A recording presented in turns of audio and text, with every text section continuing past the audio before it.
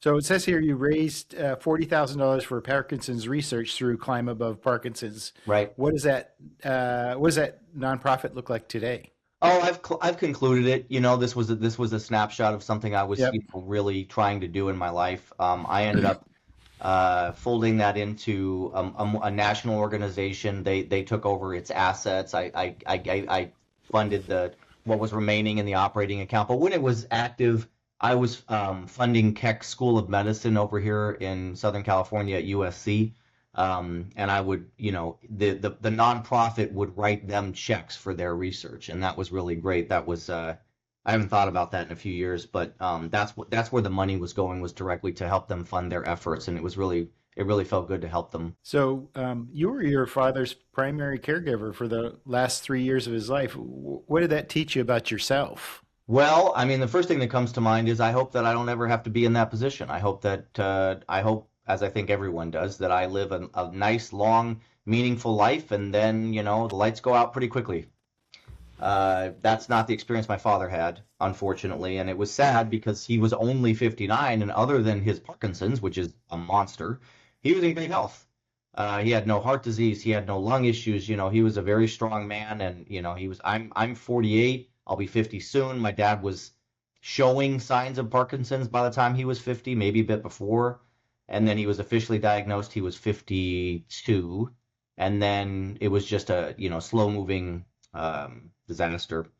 So caring for him the last 3 years of his life was difficult. I mean, I had him in a place that they cared for him on a day to day, but I was the one going there and being with him and helping him out. And I did things like cut his nails, give him a haircut, shave him. And those were very warm, intimate moments with my father Hmm. that, was very touching. And it was just sad, like to reflect on myself. It's why my entire approach in life has been about maintaining a strong, being strong physically. It also is good for your brain just to stay strong physically. There's just so many benefits. This time tested, stay on top of your nutrition, stay on top of your fitness, mind your drinking and things like that. And so, if anything, my father's demise from this neurological disease just, reminded me of the importance of how I've been going about my life to have a nice, long, meaningful life. So you wrote a book about the journey called Seven Summits for Dad. Was it harder climbing the mountains or writing about why you did it? It was definitely harder to climb the mountains than write the book. I was able to write the book, and I mean, it was COVID, like it was the 4 to 6 months, depending on where you lived. In California, it was those months where we were just stuck, So I had the ability to really focus on it. I wrote it. I had someone help me edit it, and then I had someone help me publish it. And those things were relatively straightforward. I've actually taken that book out of circulation because I reflect on how I sound in it. I don't like the way I sound, so I've rewritten it in the sense of being a lawyer, which is basically what I do is I tell people's stories. So if you have a legal problem, whatever your legal problem is, I take it and then I present it back to a judge or a jury or to some audience.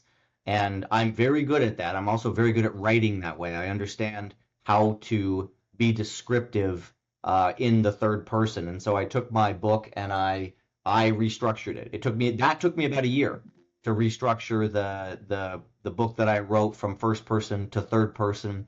And I've actually, last month, I submitted that to a different company to help me check it for punctuation, grammar errors, things like that. And I'm on the other side of that. And so I will be now looking for someone to help me publish that, or I'll self-publish it. But that rewriting it, that was an endeavor.